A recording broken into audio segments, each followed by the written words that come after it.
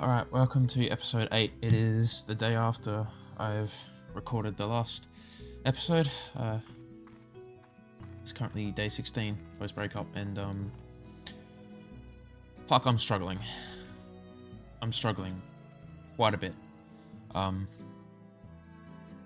Last night I was kind of okay after work, but I ended up not being okay. This morning when I woke up, I was just sad, and I was missing her, and I started breaking down because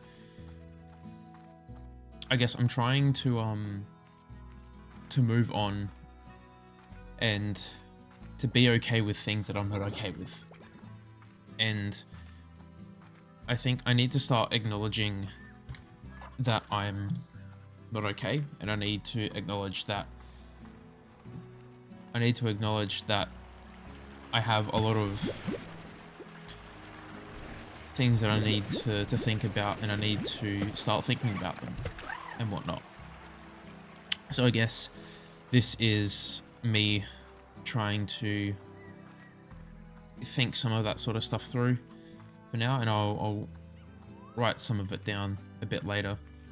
I'm just gonna get a blanket.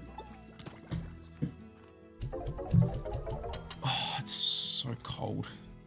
My hands are freezing, and I don't have any gloves, which is annoying me. Anyway, as I was saying, I need to start thinking about what I kind of need and what I want from life, and I need to think about whether it's possible for us to stay in contact and whatnot. I like to think that we can remain in contact and remain friends.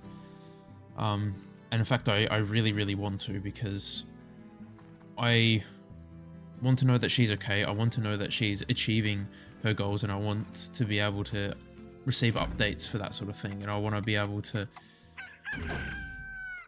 be able to congratulate her and all this sort of stuff. And I want to encourage her to keep going and to keep putting in the effort that she is putting in.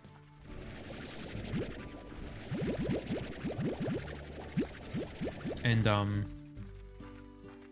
yeah, I just really want to know that she's doing well, and that I just want to know that everything's okay. And I want to be able to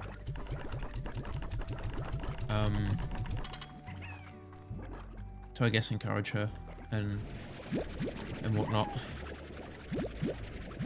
I know that we are not a good fit for each other, and that's something I'm kind of slowly making peace with. As much as I really wish we could have lasted, and that, she was the last person I was ever going to have to date and whatnot, I know that we are not compatible long term. If we were in different positions in our lives, both career-wise and emotionally and mentally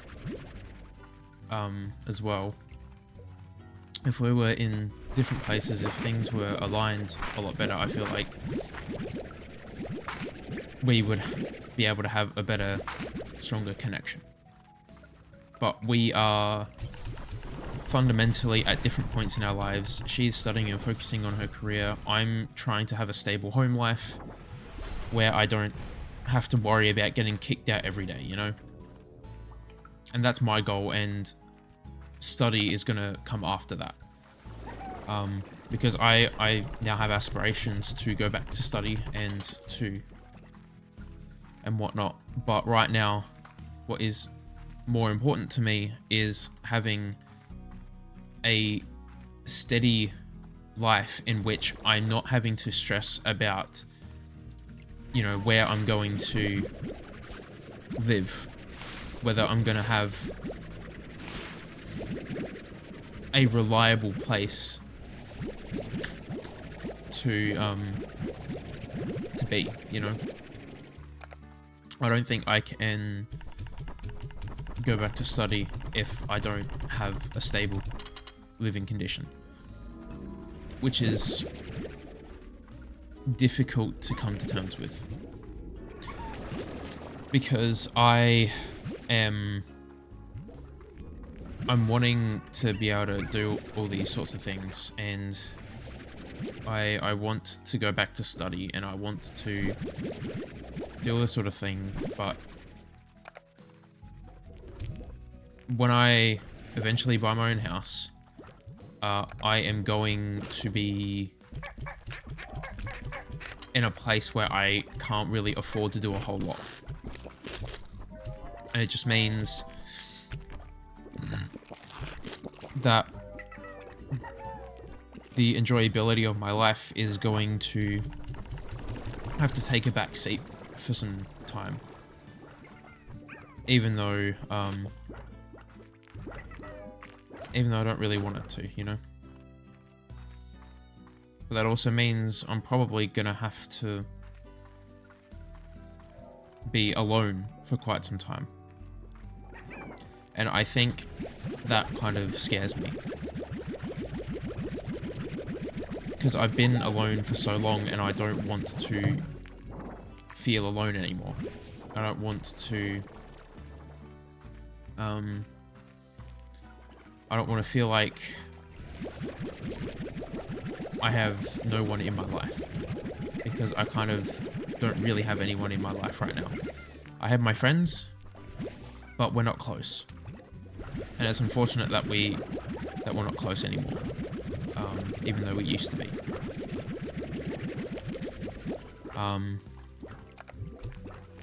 I'm greatly missing the times in which we were close, because you know, we were, because, well, my friends, we were all schoolmates and whatnot, and so we were around each other a lot, and we grew close and whatnot. But now that, you know, everyone's been studying and whatnot, we've kind of been in our own lives, you know? We kind of have drifted apart. And it's not anyone's fault. It's just the way life has taken us. But that doesn't make it any easier to deal with when you feel alone, you know? And I guess what I need is for people to be... I need someone who can be close to me. I need friends who are, you know, who share similar interests, who aren't afraid to shy, like, who aren't afraid to talk, and you know, who have emotional maturity. The unfortunate thing is, most people my age are still figuring out who they are, and to an extent I am too, but there's a lot of things I understand about myself, which I think puts me at a more mature position than most my age.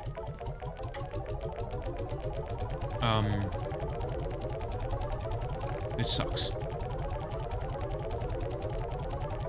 So that's something that I kind of need in my life. I need someone who is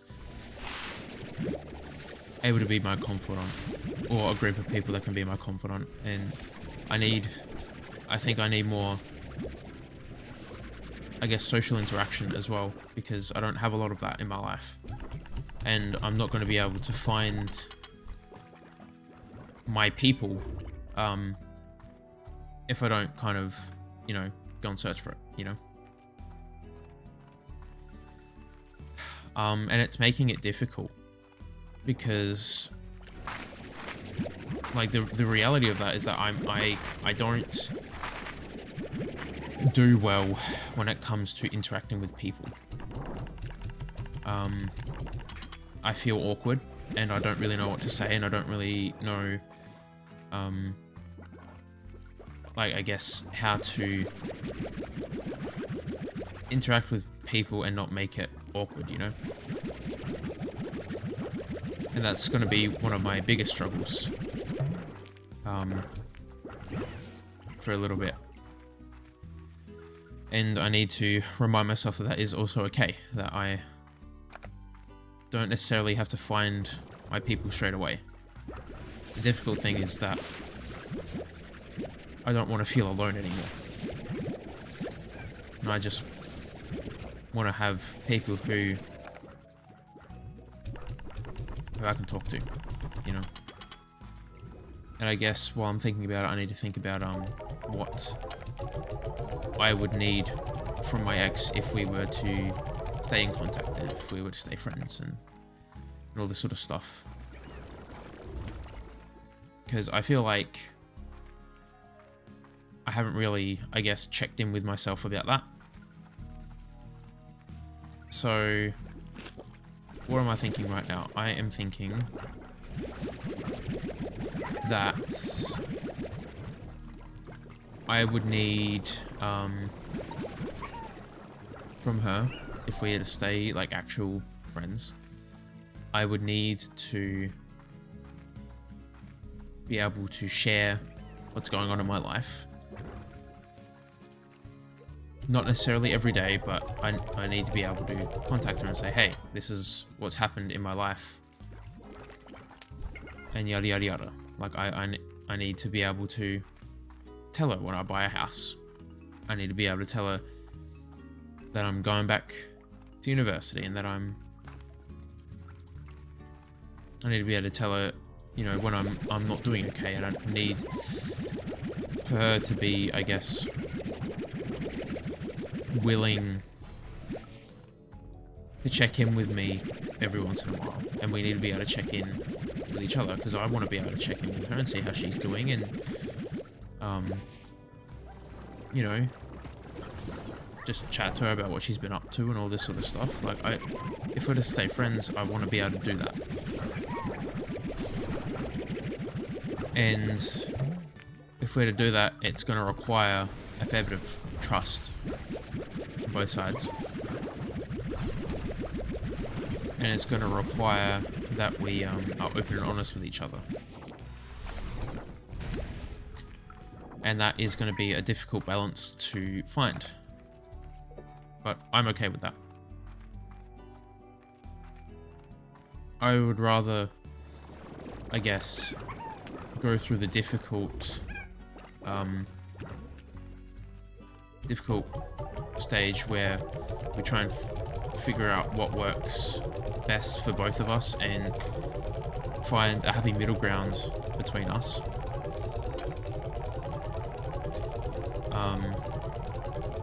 Than to not do it at all. Because ultimately she is a good person. And I need more good people in my life. And I'm not willing to throw that away without, I guess, consideration for what we can become now. Because I know and I accept that we are not a good fit for each other.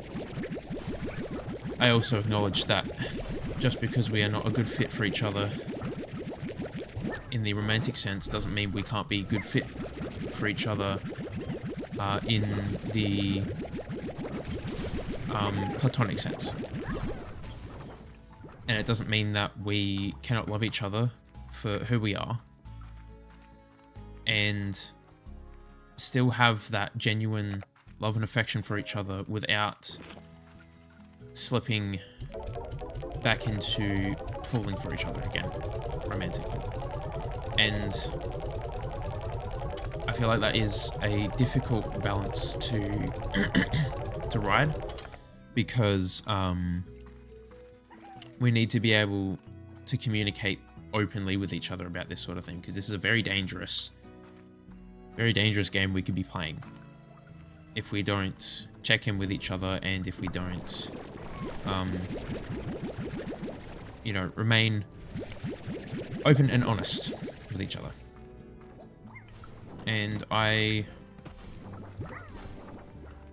feel like it's possible for us to do. It's just going to be difficult. But that is a talk that she and I will have to have. And a talk that is going to be difficult for both of us to have, because there's a high likelihood that we have different opinions of what we should do from here.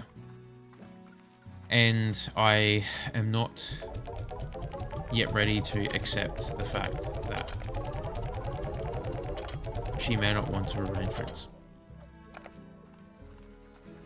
I really, really hope that she wants to remain friends and that we can reconnect as friends and stay that way. I really, really want to. But I guess that is, I get the next kind of step. I'm gonna have to be okay with not having her in my life. And I need to take steps towards being okay with that. And right now, I'm not really okay with it. Because I love her deeply. And like I've said multiple times before, I don't think that's going to change. I fell in love with her as a person. I fell in love for who she is and her goals and her values, and I love and appreciate all of those. And yeah, I'm just struggling to kind of I guess make peace with the fact that we may not be able to remain friends, because I feel like we have an opportunity to remain friends, and I feel like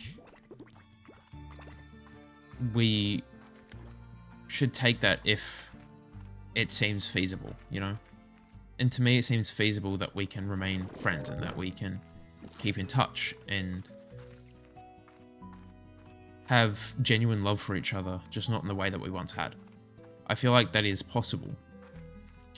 It's just going to take a lot of work. And it's going to take a lot of trust between us, and it's going to take quite a few conversations where we discuss our boundaries, where we keep each other accountable, and that we make sure that we're both doing things correctly.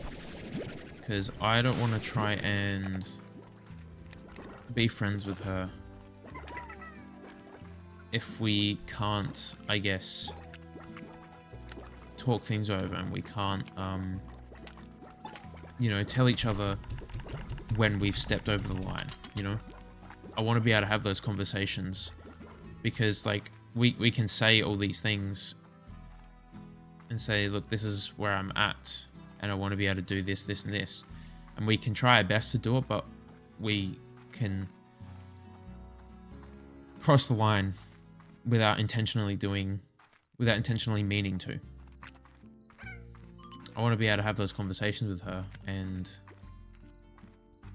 be able to say, look, you crossed the line, if she has crossed the line, you know? I don't know, to me, that will solidify our friendship. I feel like that's what we kind of need if we're gonna do this, you know? I genuinely miss her, and I feel like that is a sign that what we had was real to me. And I guess a part of me doesn't want to let go, even though I know I need to. I need to be able to reframe, I guess, my thoughts and my feelings for her. And I need to be able to, just be honest with myself about where I'm at. And that takes a lot of effort. And I need to be able to respect myself enough to know where my limits are, and I need to have enough respect for myself where I am not going to be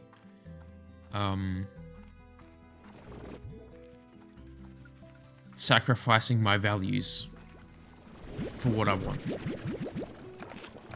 She was right when she broke up with me. She told me that she didn't want me to give up my goals and my values just to be with her. And I tried to convince myself that I wasn't, but deep down I think I know I was. I just didn't want to let go of her, and I didn't want to say goodbye to something that meant so much to me. Because I've never felt this strongly about someone. I've never felt this this desire to do what I can. I'm very tired. I feel overwhelmed, and I feel knackered, and I feel like I'm not making any sort of I feel like I'm just struggling a lot more than I guess I realized. I just feel so kind of stressed out. I don't know. I just guess I'm struggling to accept everything. And I am trying to, I guess, give myself self-compassion. Even though I guess it's not my strong suit. And trying to give yourself compassion in the way that I am, it seems to be a path that I can't take at this point in time. It doesn't mean I'm not trying, and it doesn't mean I don't want to. It just means that I've never really tried to do this, and I have no idea where to start. I'm trying my best to, I guess, tell myself that regardless of what I'm, I guess, feeling and what I'm doing, like I'm doing okay. And I need to be able to remind myself that when I'm feeling down. And I guess I get into my own head a lot. And I can't seem to, I guess, get that out of my kind of head. And I haven't been able to be kind and compassionate to myself, and that's making it difficult, because if I can't do that, I will inevitably end up hurting myself more in the future. I don't want to do that anymore. I want to be able to feel like I matter, and I want to be able to tell myself that I matter without being self-critical, because every time I try and tell myself that I matter and that I'm loved and that I'm not worthless, there's a little voice in my head, in the back of my mind, that's saying, stop lying to yourself, or trying to make excuses as to why I'm not worthy, or that I don't deserve love, or whatever, you know? I think it's a form of self-sabotage, and it's making my life difficult. It's making it very difficult to kind of do stuff and to kind of love myself in the way that I deserve to be, you know? I'm struggling to tell myself that, and I'm struggling to continue to remind myself that.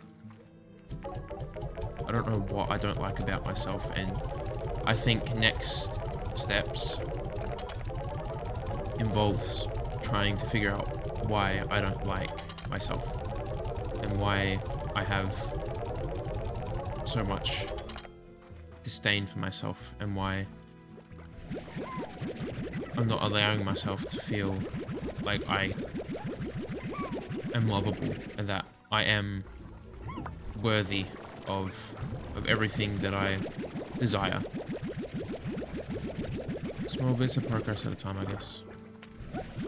It seems like my self-esteem is kind of the hardest thing to kind of win over, because I am trying to be okay with myself, and I'm trying to love myself, and I'm doing things that people say is a good form of self-love. Like, I'm going to the gym regularly, and I'm taking care of my mental health as much as I can, and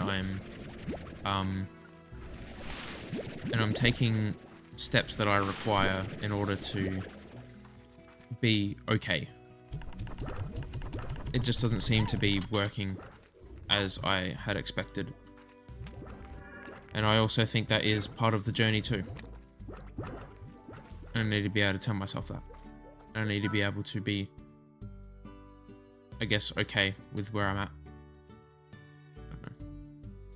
I just feel tired and I feel exhausted. I kind of want to go back to bed, you know?